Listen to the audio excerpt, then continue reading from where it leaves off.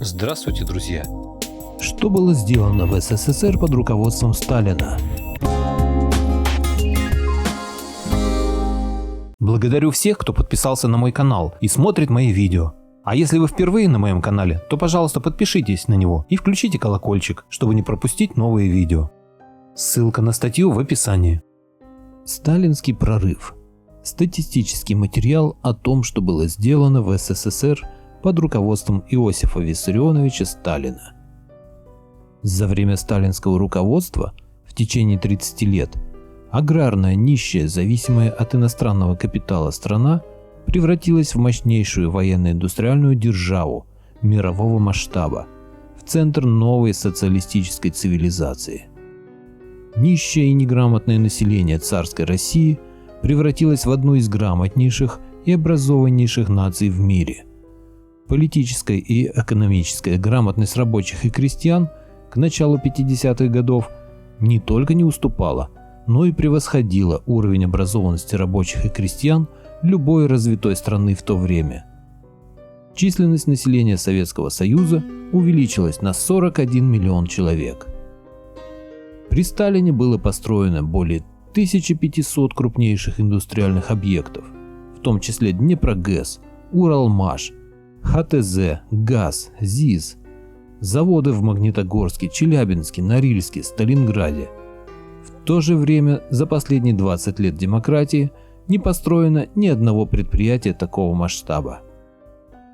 Уже в 1947 году промышленный потенциал СССР был полностью восстановлен, а в 1950 году он вырос более чем в 2 раза по отношению к довоенному 1940 году.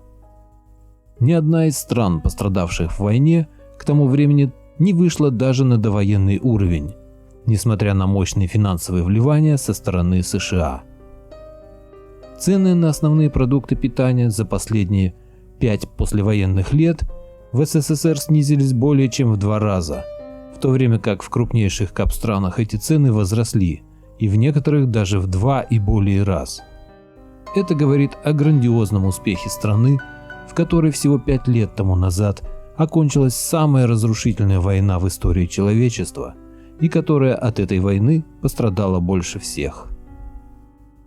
Буржуазные специалисты в 1945 году дали официальный прогноз, что хозяйство СССР сможет выйти на уровень 1940 года только к 1965 году, при условии, если возьмет иностранные займы.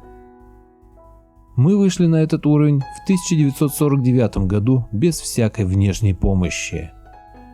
В 1947 году СССР первым после войны из государств нашей планеты отменил карточную систему, а с 1948 года ежегодно до 1954 года снижал цены на продукты питания и товары широкого потребления.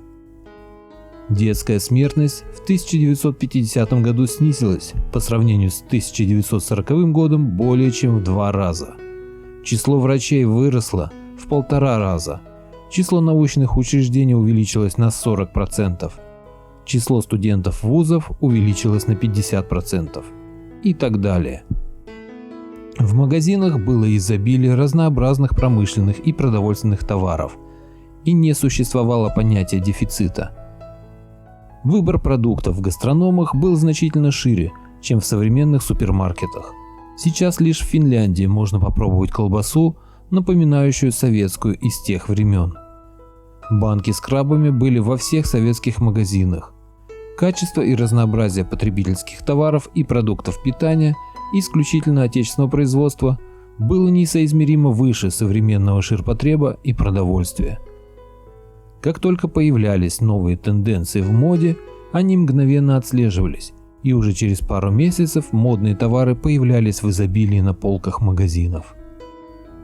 Заработная плата рабочих в 1953 году колебалась от 800 до 3000 рублей и выше.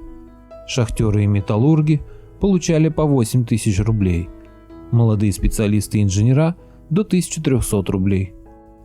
Секретарь райкома КПСС получал 1500 рублей, а зарплата профессоров и академиков нередко была выше 10 тысяч рублей. Автомобиль «Москвич» стоил 9 тысяч рублей, хлеб белый 1 килограмм 3 рубля, хлеб черный 1 килограмм 1 рубль, мясо говядина 1 килограмм 12 рублей 50 копеек, рыба судак 8 рублей 30 копеек, молоко 1 литр 2,20, картофель 1 килограмм 45 копеек, пиво Жигулевское 0,6 2,9, ситец 1 метр 6 рублей 10 копеек. Комплексный обед в столовой стоил 2 рубля. Вечер в ресторане на двоих с хорошим ужином и бутылкой вина 25 рублей. И всего этого изобилия и безбедной жизни удалось достичь, несмотря на содержание 5,5 миллионной, вооруженной до зубов самым современным вооружением лучшей армии в мире.